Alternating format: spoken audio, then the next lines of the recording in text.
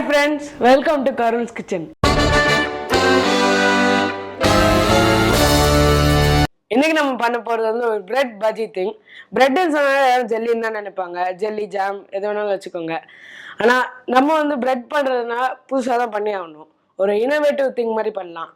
இது வந்து ஒரு பிரெட்டும் இல்லை, பஜ்ஜியும் இல்லை, வடையும் இல்லை. ஆனால் பிரெட்டும் பஜ்ஜியும் வடையும் சேர்ந்தது. இது ஒரு ஃபியூஷன் மாதிரி. வாங்க நான் எப்படி பண்ணுறேன்னு பார்க்கலாம்.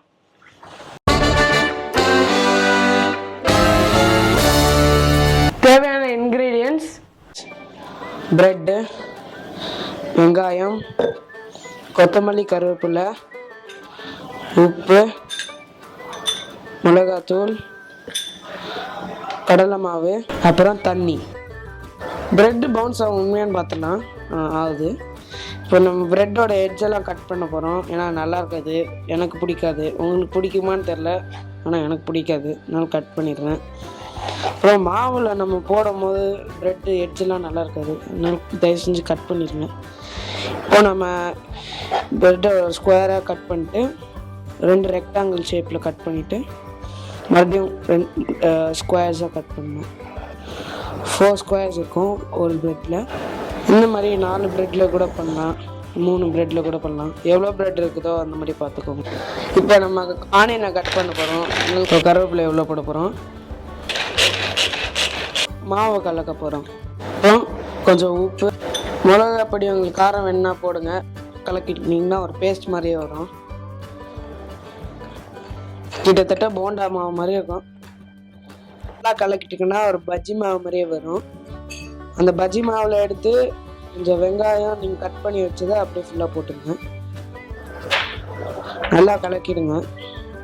இப்போ நம்ம பண்ண போகிறது வந்து ப்ரெட்டை நம்ம ஸ்லைஸ் எடுத்துகிட்டு மாவில் போட்டுடலாம். நல்லா மாவு ஃபுல்லாக பரப்பிடுங்க. ஓகே, இப்போ தவா சூடாக இருக்குன்னு நினைக்கிறேன். ப்ரெட்டை வாங்க உள்ளே போடலாம்.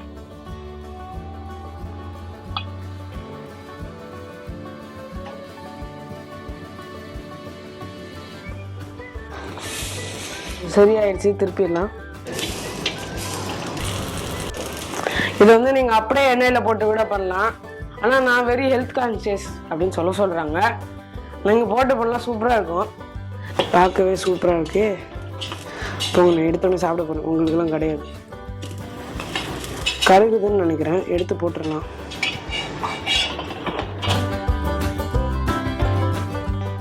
சாப்பிட்டு பார்க்கலாம். சூப்பராக இருக்குது, எல்லா ஸ்பைசஸும் கரெக்டாக இருக்குது. இன்னும் கொஞ்சம் வேக விட்டுருக்கலாம், கொஞ்சம் மாவாகவே இருக்குது. நான் நினச்சதோடு நல்லா வந்துருக்குது. இது ரொம்ப நல்லா இருக்கு. இந்த டிஷ் எனக்கு ரொம்ப பிடிச்சிருந்துச்சு. இதே மாதிரியே உங்களுக்காக வாரம் நான் ஏதாச்சும் ஒரு எக்ஸைட்டிங்கான சூப்பரான டிஷ் பண்ணிக்கிட்டே இருப்பேன். இந்த வீடியோ உங்களுக்கு பிடிச்சிருக்குன்னு நினைக்கிறேன். அப்புறம் மறக்காம ட்ரை பண்ணுங்க, லைக் பண்ணுங்க, ஷேர் பண்ணுங்க, சப்ஸ்கிரைபும் பண்ணிடுங்க. சப்ஸ்கிரைப் பண்ண மறந்துடாதீங்க. பை. ஒரே நிமிஷம், எனக்கு ரொம்ப தேவை.